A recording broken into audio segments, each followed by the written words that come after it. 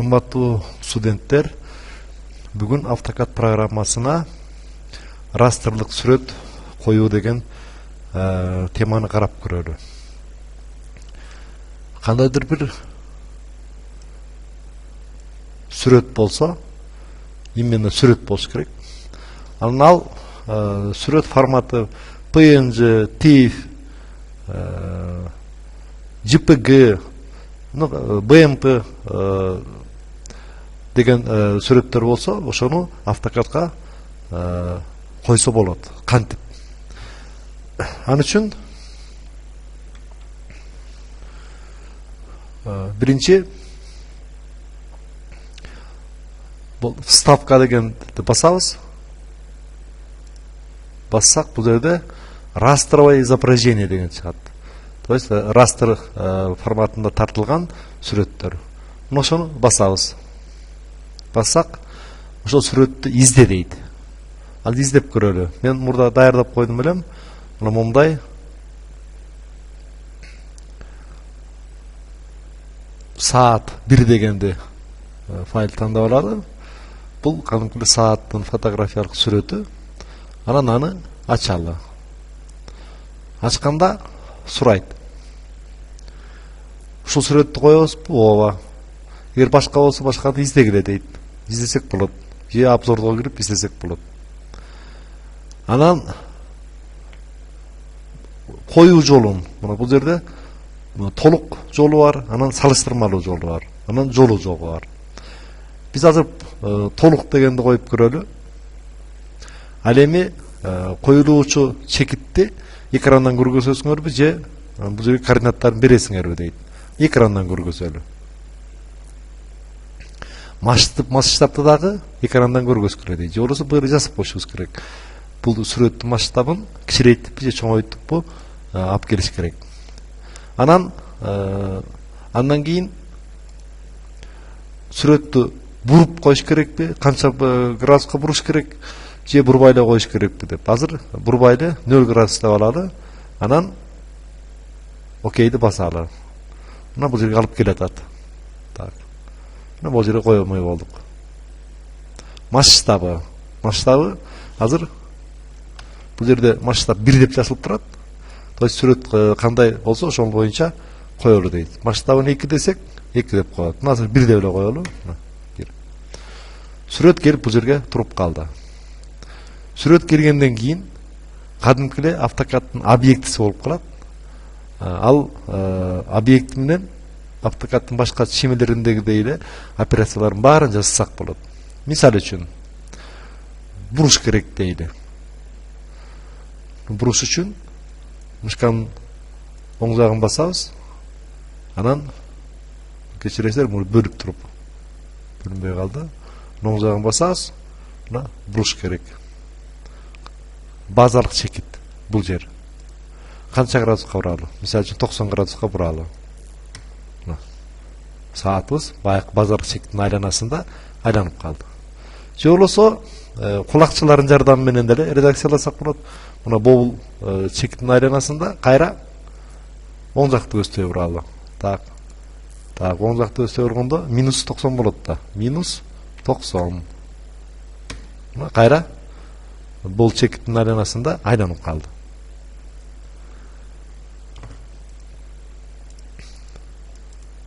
Кечиресиздер, панорамирование деп келдим.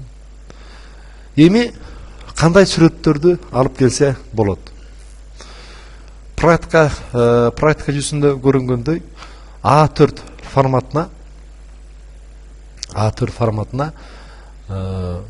анчалык чоң өлчөмдөгү эмес сүрөттөрдү алып келип кое берсе болот. Ал эми мисалы үчүн A1 форматына кичинекей сүрөттү алып келип койсок, анда кичинекей болуп калат. Ал эми кичинекей сүрөттү чоңойтуп койсок, анда сүрөттүн өзүнүн көрүнүшү чарыла болуп, бүдөм көрүнүп калат. Мына азыр бул сүрөттүн масштабын өзгөртөлү. Масштабын базалык чекит бул болсун. Масштабын мен мисалы үчүн 10 деп коеюн. 10 эсе чоңойтот. Так. Onu ise чоңойттук. Мына мондай сүрөт болду. Бул сүрөт азырынча жакшы көрүнүп атат. Анткени AutoCAD программасына коюлуучу сүрөттүн өлчөмү 1000 пикселден өйдө болуш керек. Андан ылдый болуп калса, анда сүрөт бүдөмүк түшүп калышы мүмкүн да. Эми азыр муну дагы чоңойтуп көрөлү, эмне болор экен. Масштаб базалык чекитти көргөзөлү. Мисалы боул үчүн көргөзөлү. Масштабты мен дагы 10 жолу чоңойтайын. Ушунун мурункуга караганда 100 эсе чоңоюп калды. Эми жылдыралы. Мына момун тип сүрөттөр бүдөмүк көрүнө баштайт да. Эгерде пиксели чоң кылып тартып келсек, анда ал көп өзгөрбөйт. Өзүңөр көрүп атасыңар, көп өзгөргөн жок. Ал эми пиксели кичинекей болуп калса, сүрөттөр ала-була болуп жакшы көрүнбөй калат. Эми азыр муну кайра кичирейтели. Кичирейтели. Так. Бөлүп алалы. Жолусуна бул жерден деле объектти бөлдүк. Базалык чекитти көргөздүк. Эми масштабты коебуз. Масштаб 10 болчу. Мен азыр минус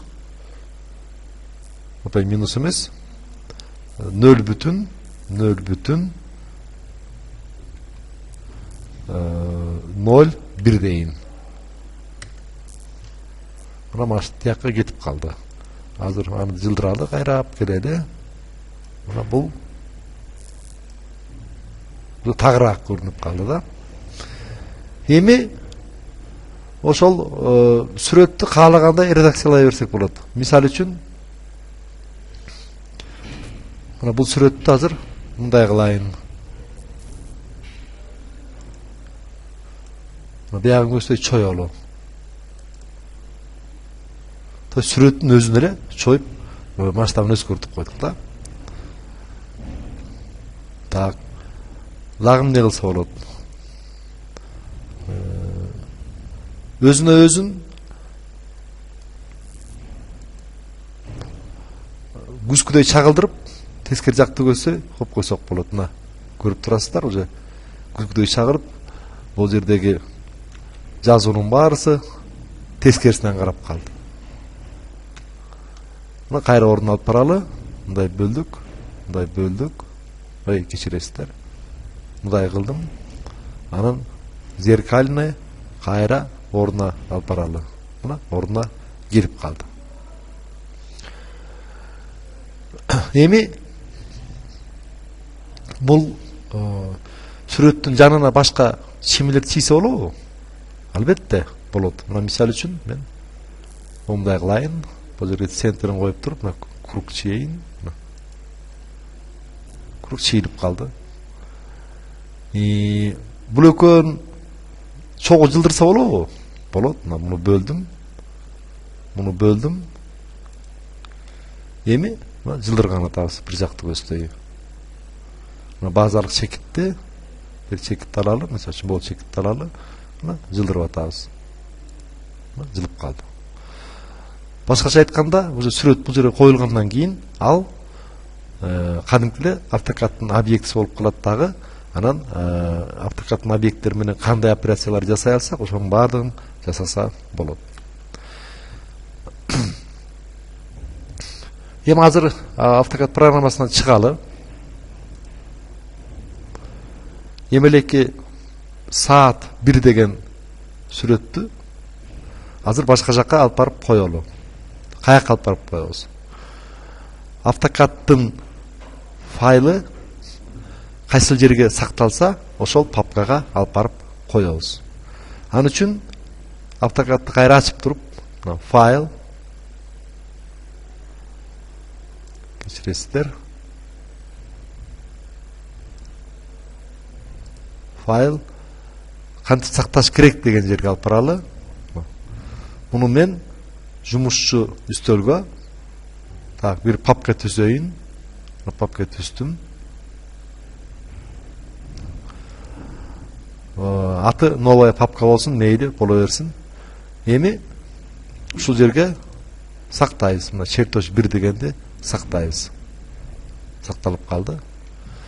Эми баягы жумуш үстөлдө турган саат 1 деген сүрөттү көчүрүп алалы дагы баягы папканын ичине алып барып коелу. Койдук. Эми биздин чийме дагы сааттын сүрөтү дагы бирли папкада болуп калды. Анда азыр автокадтын программасын ачып туруп, баягы сүрөттү кайрадан коелу. Растровое изображение. Саат 1. Так. То есть бул саат 1. Анан койгон атабыз. Бул папкада мен саат 1 таппай койдум дейт. Анда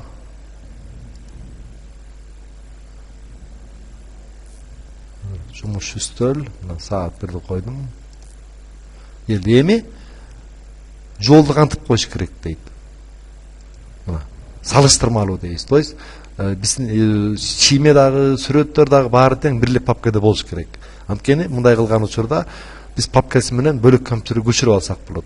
А эгерде толук жолду коюп койсок, анда ал сүрөт бул компьютерде калат дагы, автокадтын файлы башка компьютерге көчүп кетет, а сүрөт табылбай калат. Мына азыр салыштырма деп коелу. Калган ошол боюнча эле калтыралы. Мына. Окей. Койдум. Масштаб 1 эле коюлду. Эми бул сүрөттүн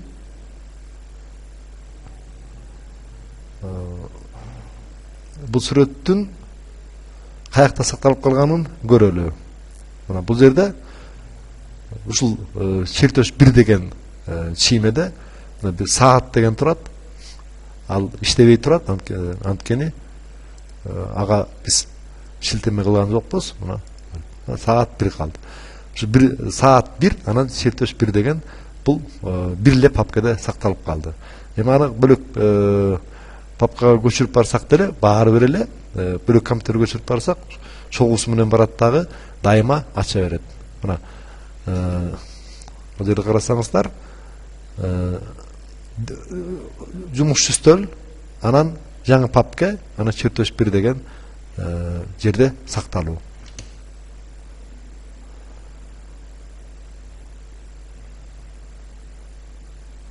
Ошо менен растрлык сүрөттөрдү алып келгенди үйрөндүк.